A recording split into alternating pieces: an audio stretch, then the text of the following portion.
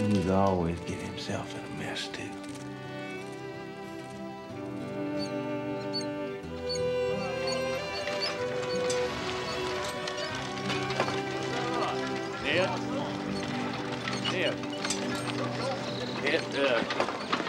There's fixing to be trouble over to the saloon. All right, I'll be back. Well, go on. Ain't you gonna taste my chili? Better be careful there, swishy pants. That chili's gonna burn them pretty red lips of yours right off.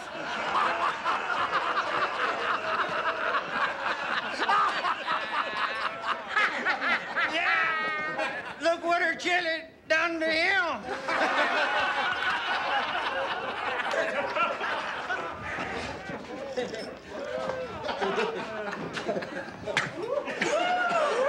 Oh, little too hot for you, swishy pants. That's enough. Y'all just go on and stop teasing this fella. Whoa, sir. Now this is beauty. Isn't she a pretty woman? Indeed she is, sir. I prefer them a little stouter myself. I should imagine you'd like them any way you can get them on those rare occasions when you have any choice in the matter. Now, take your greasy hands off this lovely woman.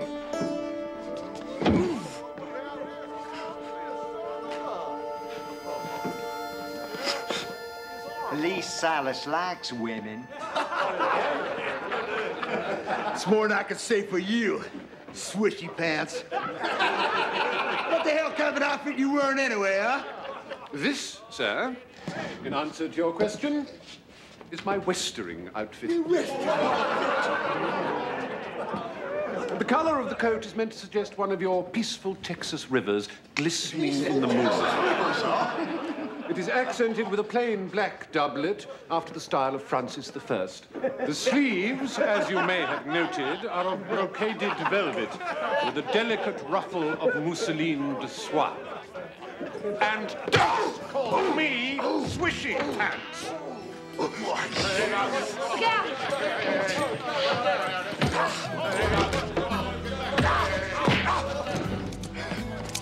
I wouldn't. Now you take your friend and you get out.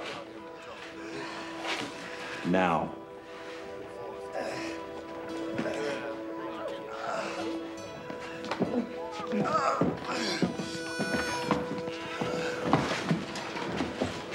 You're the one better go.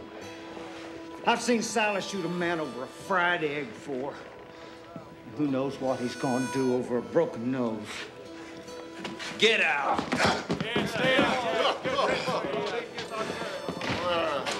Oscar Wilde, sir, at your service.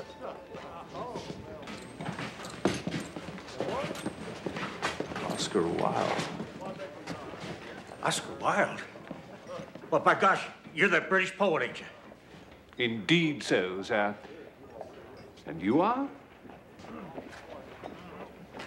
Ned Blessing. Ned Blessing? That Ned Blessing? The Ned Blessing celebrated as the boy bandit of Texas?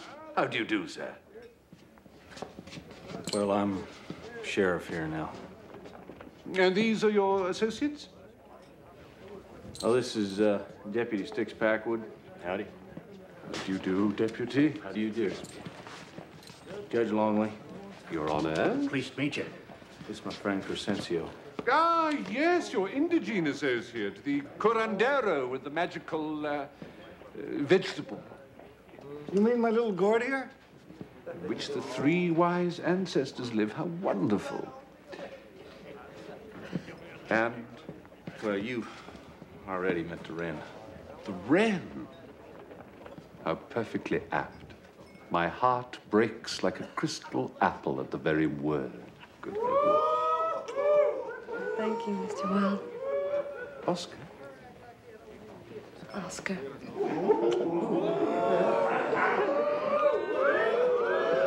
What are you doing here in Texas, Oscar? Why, lecturing, my dear Crescencio? Lecturing on the theme of the decorative arts. Decorative arts. Surely you've read of my triumphant American tour, Deputy Packwood? Well... Oh, yes, of course. I've read all about it. You were just down in San Antonio. And I'm now on my way to Galveston to deliver one final performance before embarking for the continent. That is, until I became lost, and a kind fate delivered me to your little community. Well, we wouldn't want to keep you if you need to get going. Go? My dear fellow, I wouldn't think of it. Not until I've demonstrated to you my gratitude for your heroic efforts on my behalf. Well, we appreciate it, really we do, but, you know, if you need to. I know, the very thing. I shall present my lecture on the decorative arts right here in your dusty but intriguing little town. Hey, I'd like to hear that, Oscar. How about you, Sticks? Oh, heck, Sticks, you wouldn't know what decorative art if one was to jump up and bite you on the toe.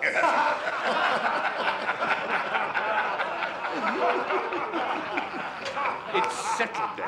Tonight, and here in this very auditorium. That is, if you permit. Yeah. Excellent. In the interval, my demands are Spartan in the extreme. A vigorous bath, some fresh underlinen, and perhaps, after my ablutions are performed, I might be deemed worthy to escort you on a small ramble through your delightful countryside.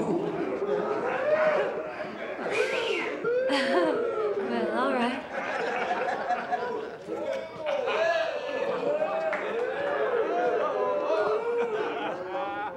Come then, gentlemen, let us to our manly pursuits.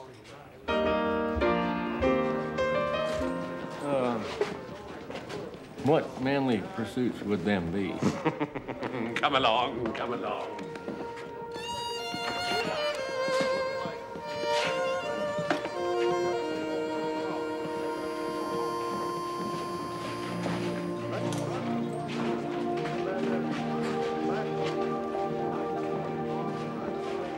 Well, you're not going to go with him, are you?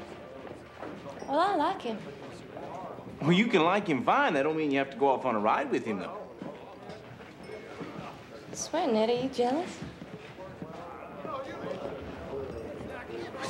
Jealous? Well, no. Why would I be jealous? I'm just afraid that those ruffians are going to be waiting for him, and you're going to get in the way in case I have to deal with him. That's all. Jealous?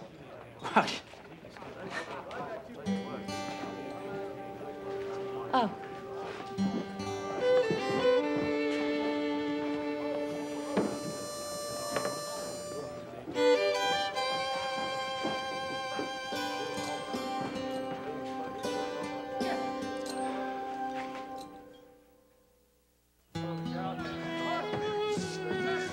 Sure, blessing.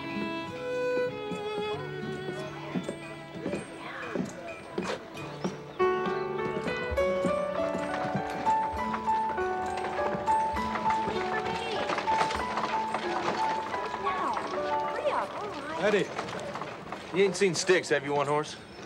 he's with the whiskey judge. Where is Judge Longley? He's with Crescencio and their new friend. You mean they're with that poet? Yeah. And where would that be, One Horse? Just go ahead and tell me if you think you can. In the smokehouse, In the smokehouse? What are they doing in the smokehouse? taking a bath. Taking a bath? What's going on in there?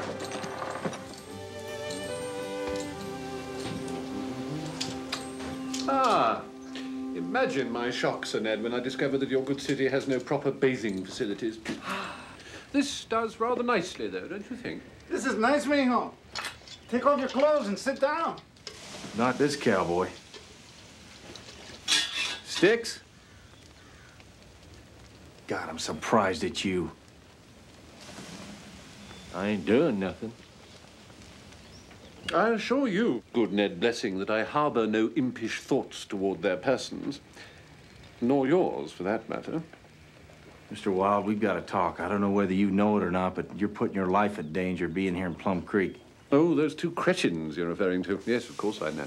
No, I don't think you do know. In fact, I don't think you understand at all what it is they may try and do to you. I understand all too well, sir. And if you'd ever been spat at in the street for the way you dress or comport yourself, or if you'd been hauled into court to be harassed for your private conduct, I dare say you wouldn't give in to men such as those either. Despite all appearances to the contrary, my good friend, I am a man. And I do not run from trouble. What if they kill you? I remember once I came across a tomb in Belgium, a knight's tomb, with this legend etched in the marble. Une heure viendra qui tout paiera. The hour will come when all shall be paid. Yes, that is the way of the world. And whenever I think of death, I think of that knight sleeping within his tomb in perfect repose, with perfect confidence that a power greater than his own will dispense justice when the moment is ripe. And I am at peace. Well, I'd say you better watch your back then. I shall. And thank you for your concern. You don't have to thank me. I get paid for it.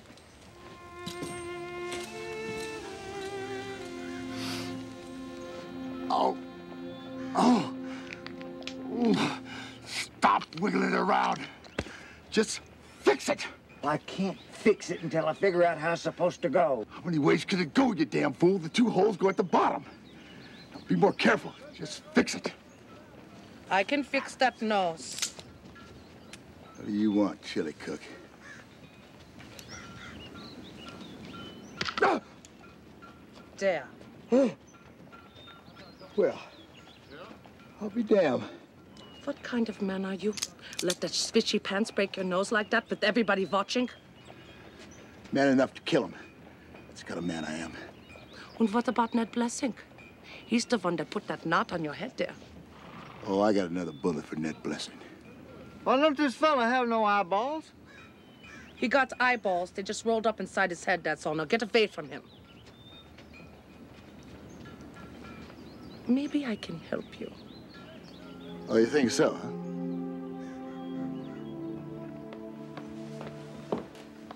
Here. Maybe you'll like this one better. God, madam, do you call this a dress? There ain't hardly been a woman died in Plum Creek, ain't been buried in one just like it. I reckon it's good enough for a common whore. The Wren is neither common nor a whore, and the dress I have in mind for her requires a soupçon more refinement. A what? Soupçon! Soupçon! Good Lord, woman, have you no French? Sticks, I think you better get this jackass out of here. Ah! Yeah! Now. You just hold on there, mister. You have gone too... This is more like it. Madam, I should like to engage your services. Price is no barrier, I assure you. My services? I want you to make a plain dress. No frills, nor furbelows, nor corsets. We, my friends, being vain and lowly men, may wear the peacock's fan, but such extravagance would only mock the wren's beauty. No, no, the dress we shall make for her shall drape upon her form like the gowns upon Greek statuary. Do you not agree? Well, it's exactly what I was thinking. Mm-hmm. And you, shy Crescencio, Sybil of the Plain? It's okay with me, Oscar. And you, brave deputy? Well, Excellent, it's settled then. I shall render you a sketch later. Now, what are we going to do with you, gentlemen? Come along then. Crescencio. Deputy Packwood.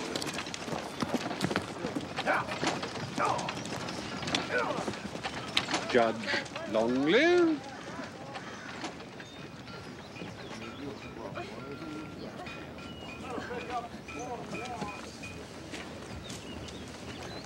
Mr. Wilde, if you don't mind, I believe I best wear my own clothes. I'm just sort of used to them, you know.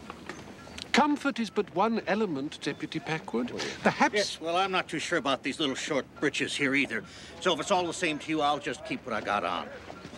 But You got anything else in there, Oscar? dear, dear Crescencio, I shall make of you a veritable work of art, a thing of gorgeous fancy. Okay, I'm ready, Oscar.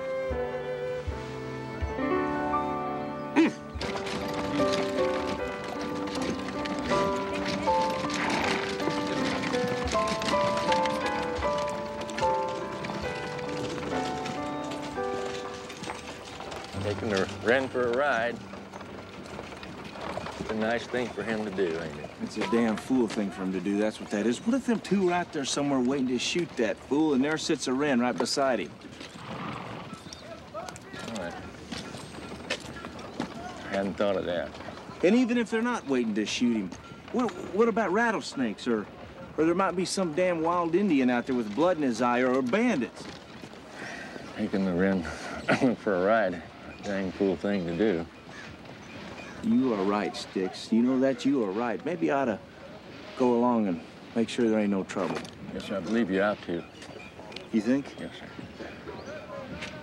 Well, then, all right, I'll go.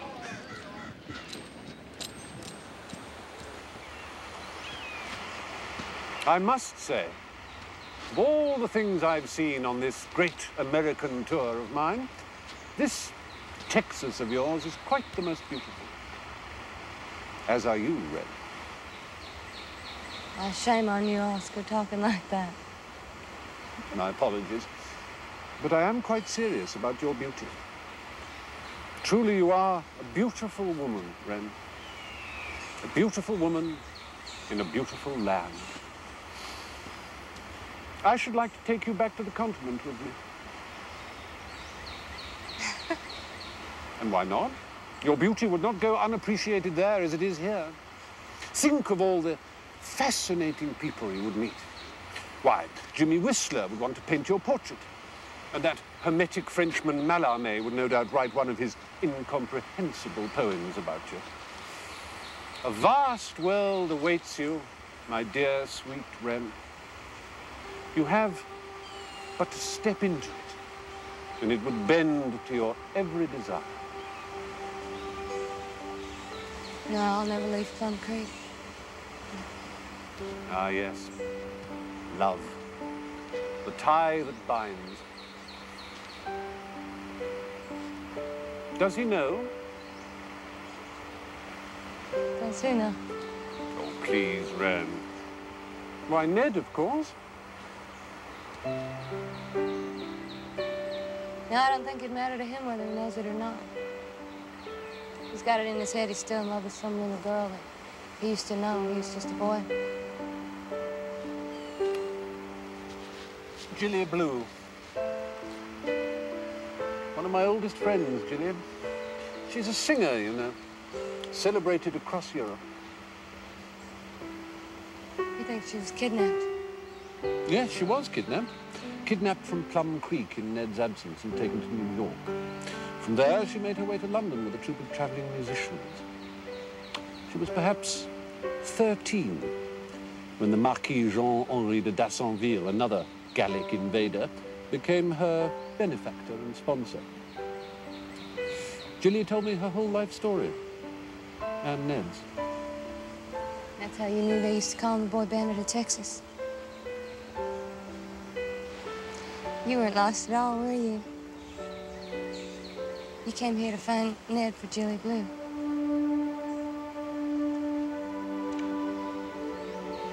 Wren, I tell you this in the strictest confidence. You must never repeat it. Yes, Gillia did ask me to try to locate Ned, if possible. But only that. I'm not to interfere with his life at all. She even forbade me to mention her name to him. She loves him. She stays interested in him as she would any childhood friend, I suppose. But love? I don't know. The answer to that lies in the private domain of her own heart.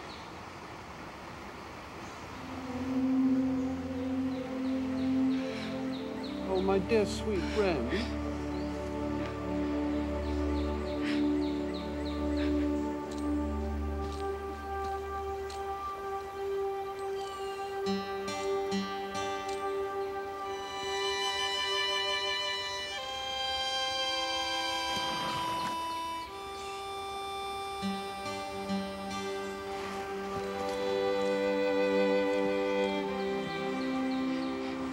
I'm so sorry to have caused you pain.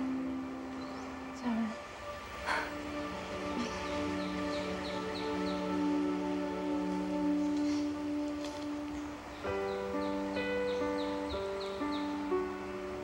I'd like to think about what you said before. You know, about going back with you. You will be the toast of Europe.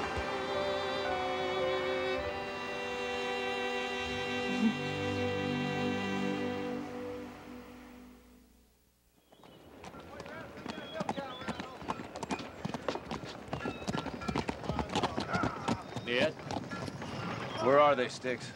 You mean Mr. Wilde and the Wren? That's right. Well, he dropped her off over to the saloon and then went back yonder behind the saloon with Crescencio and some soap. Soap? Yes, sir, soap.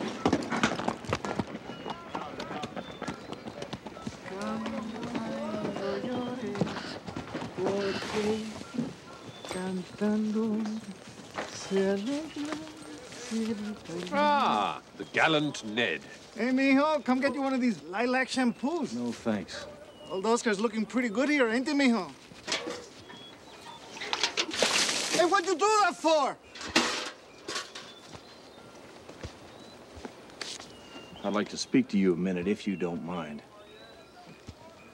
Crescencio, might I impose upon you to fetch my curling tongs? You'll find them in the back of my conveyance. Okay, Oscar. It was bad manners, mijo. Very bad manners. I want to know what your intentions are towards a Wren. Intentions? Surely you don't imagine... It don't matter what I think. I know what I saw. You followed us? Yes, I did. If you want to go and get your head shot off by those two, that's your business. I'm not going to let you jeopardize a Wren or anybody else while you're at it. Ah, so that's why you followed us? Merely out of a sense of duty? Nothing more? I asked you a question, Wilde. Yes, you did, and I'll answer it. I've invited the Wren to return with me to London when I set forth from here tomorrow morning. London? Yes, took her by surprise as well.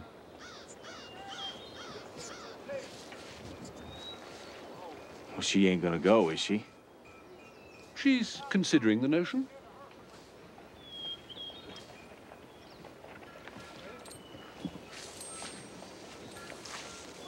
My God, London. I had no idea her leaving would disturb you so profoundly. Well, I don't intend to stay around here much longer myself, just till my father returns. Your father? There was some trouble in Plum Creek 4 or 5 years ago. He rode off to find me. I was down in Mexico, me and Crescencio. But he never found you? No, he never did. Never come back, neither. You must love your father very much. If I knew where to look for him, I'd ride off this very minute. Although Crescencio's grandfather say I'd never find him anyway. Never? They say he'd find me, eventually. But I won't recognize him. Oh, I doubt that. I have loving children myself. You? Yes, I'm married even.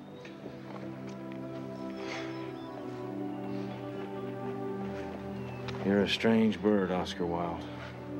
And you, my rough friend Ned Blessing, are an obdurate one. It's perfectly plain that you have feelings for the Wren. Why haven't you spoken to her? I don't know how deep those feelings run. Wouldn't be right to say anything. It was insensitive of me to have so casually invited her. I fear now I'd be doing her a great wrong if I took her from you.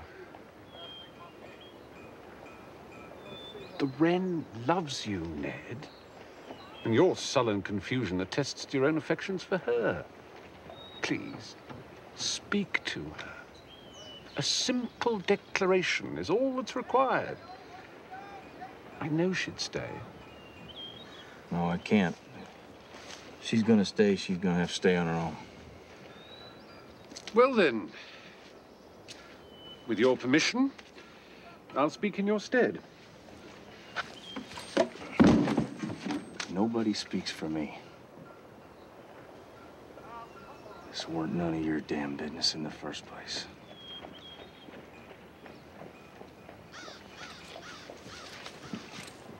There you're wrong, sir. It is the very business of the poet to make people see the hidden glory they're too blind or too hard-headed to see on their own. Is this some curling tongues you wanted, Oscar? Curling tongues.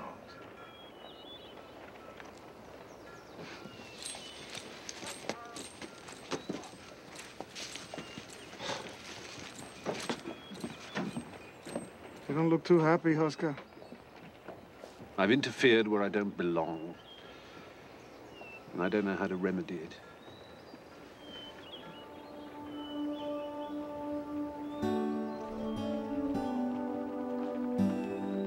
So, let me understand this, Crescencio. You blow smoke into the hole? Yes, and the grandfathers, when they ain't being too lazy, make some pictures in the smoke for me to see. And then, using your oracular powers, you decipher these pictures in the smoke to discern their meaning? Yes, I think so. The smoke is swirling. Yes, the picture's coming in now. I see you and the Wren sitting on top of a box. A long box with a lid on it. A long box? Yes, the both of you are sitting on a box like a boat in the middle of some big ocean. And she's crying, Oscar. Crying? The Wren is crying? Yes, she's crying because the waves are taking her someplace that she don't want to go. And you're crying too, Oscar. Oh, Oscar, you're so sad. Why am I so sad?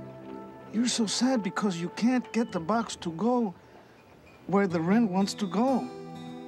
It has no rudder. Is that what your grandfathers are saying? Yes, there is no way for you to guide the box to where the Wren wants to go. And you're both crying. It's so sad. Well, then all is lost. I can't rectify my mistake. That's the message.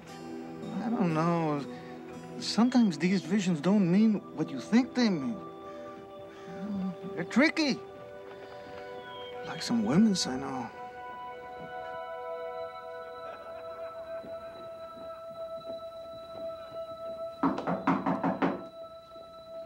Yeah?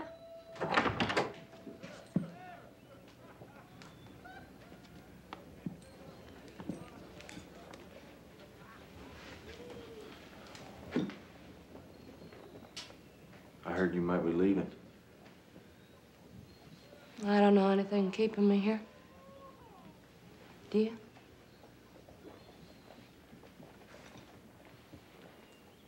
Well, you've got your own saloon now. Yeah, got my own saloon. Stepping right out here in Plum Creek, ain't I? Pretty soon I might even have a bathhouse laundry to go with it. That'd be something, wouldn't it? Having all that? Well, Christ, Ned. It ain't things I'm missing in my life. You know, I don't care nothing about things. Can't you see what I'm missing? Well, can't you?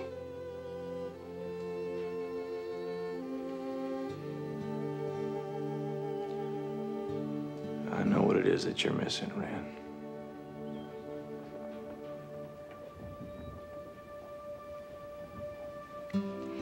Well, say something then, Ned. Or give me a sign, something. I'd stay.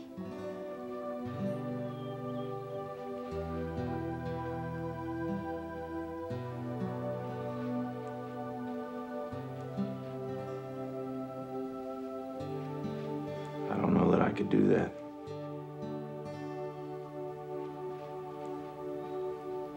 Well, go on in and let me finish my packing.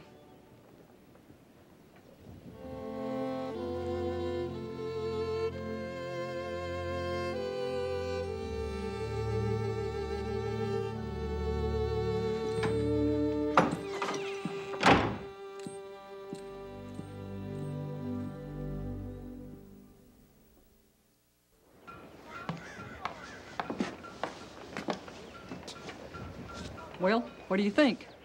Is that what you wanted? Hey, it's pretty. Ain't it, Oscar? Oh, yes, this is quite perfect. Madam, you've done an excellent job. Is that what the whores in London are wearing, too? The beauty of the dress speaks for itself, madam. It does not require further comment from you. I've got a box for you to stick it in. Then you can get right on out of here. I should send a card with it. Oscar, this is it. This is what? This is the box, Oscar. The one the grandfather showed me in the smoke. This box? Don't you remember, Oscar? A long box with a lid on it. The one that the Wren and I sat on crying? Yes, because she was going somewhere she didn't want to go. And you couldn't do nothing about it. Because it had no rudder. See. Crescencio? Yes, Oscar? I have the rudder. You do, Oscar? Yes. I have it right here, in this very hand. This is the rudder. And with this, I can guide the Wren to wherever it is she wishes to go. Oh, Oscar, you're such a clever boy.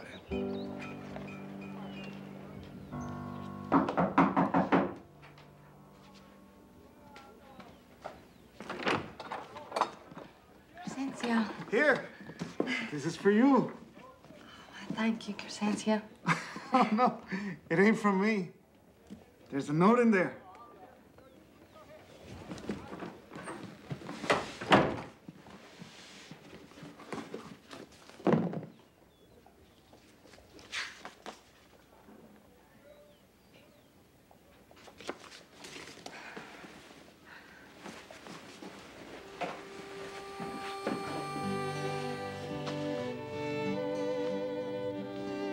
Oh, Ned.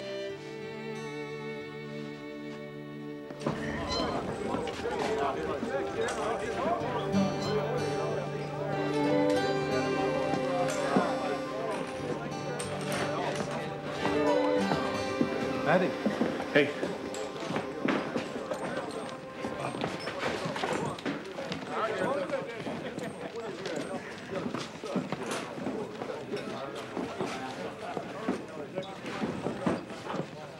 Don't you want to sit down front where you can see, Sheriff Blessing? I can see all I want to see right here. Thank you.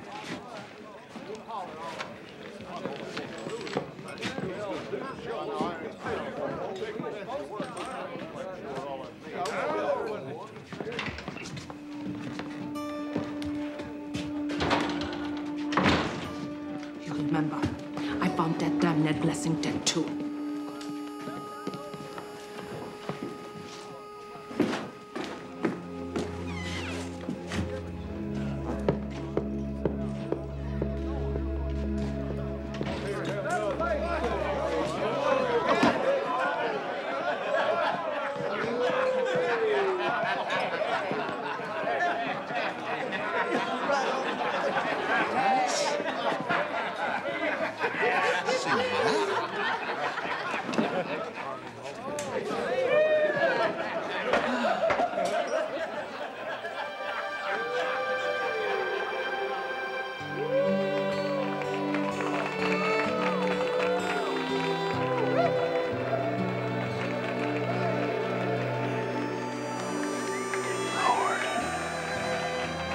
Learn.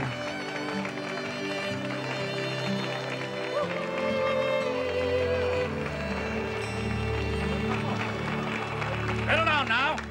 Oscar, ready? Ladies and gentlemen, your attention.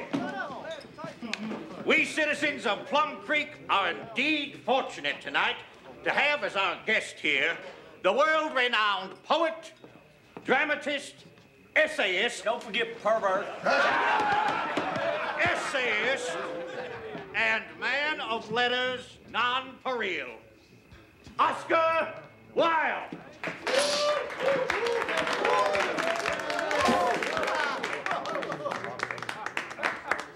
Howdy. Ladies and gentlemen, I put it to you plainly. Is it any wonder that the young sons of Texas turn so often to violent crime, raised, as they have been, in rooms filled from floor to ceiling in hideous wallpaper? Exposed as they have been from their earliest years to prating women weighed down by vulgar jewelry, sipping tea from brutish crockery instead of from fine porcelain. Where is the beauty in their lives? Where the style? Oh, where in this world of whizzing gas jets and double-breasted waistcoats is the poetry?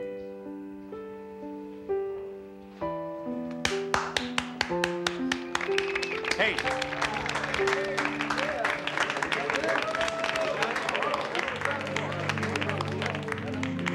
We are well rid of artificial flowers and derby hats and souvenir plates depicting the tedious beauty of the Niagara Falls. Art is what we want. Art is what we demand. Somebody go get Art. This fellow wants to talk to Art. You have gone far enough, sir. Oscar, look out!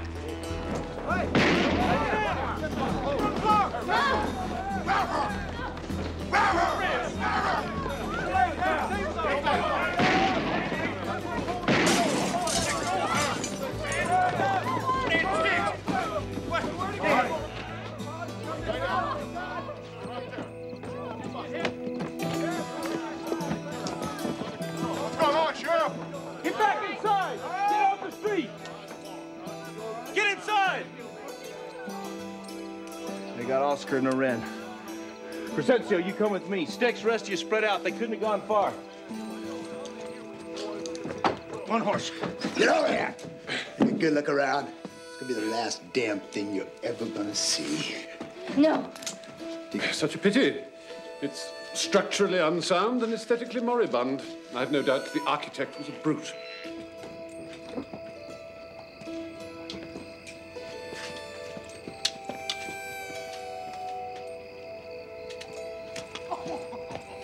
Damn. Over there. Come on.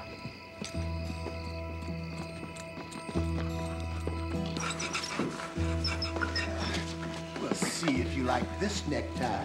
Your outfit there, swishy pants.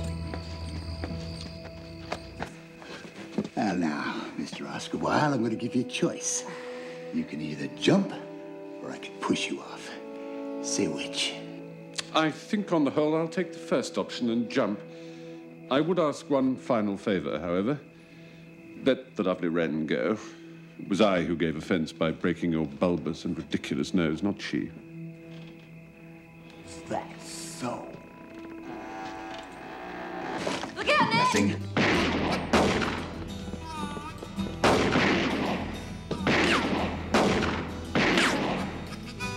You all right up there? Yes, I think so. I'd, on the whole, rather be a little closer to the floor, but otherwise, I'm fine. Let him go. There's no other way out of here for you two, short of a bullet. Drop the pistol. Drop it! My God. We're gonna see if the Wren here can fly or not.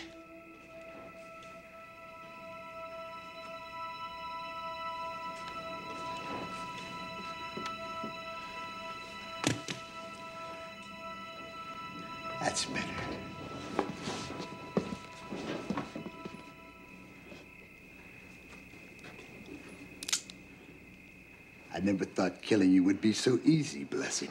You were in error, sir.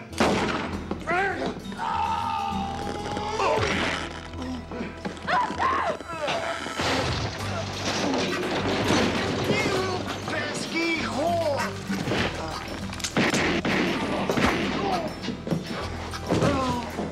Mijo! Oscar.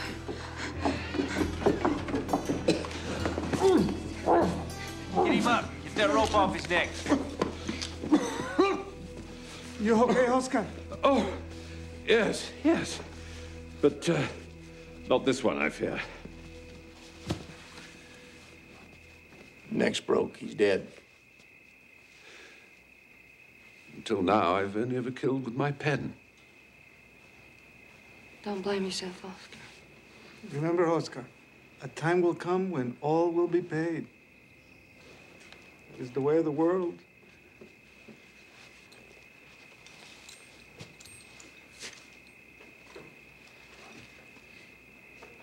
That rafter there hadn't given way, it'd been your neck that'd been broke. Yes, well.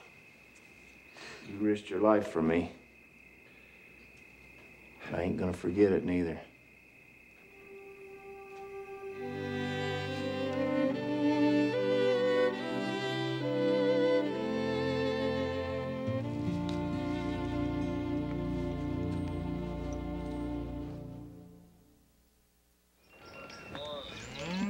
Ah, my dear Wren, the capitals of Europe will never know what they're missing.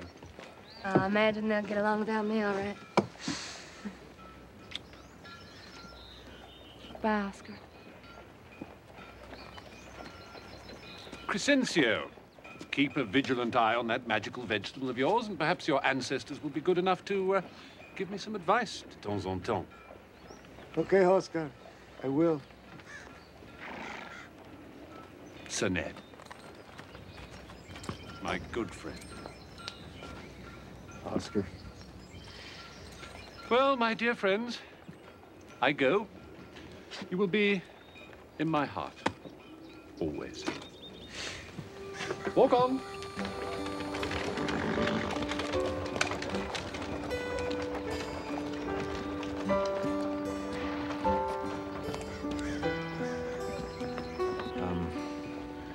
Glad you decided to stay, Wren.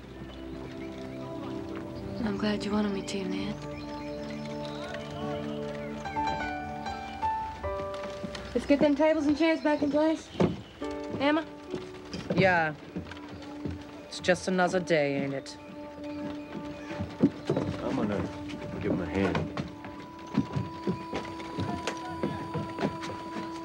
Oscar Wilde, he was some fellow, wasn't he? You know something, mijo? My grandfather's already showed me something about Oscar in my little gourd. His life will not be an easy one. No, I didn't think it would be.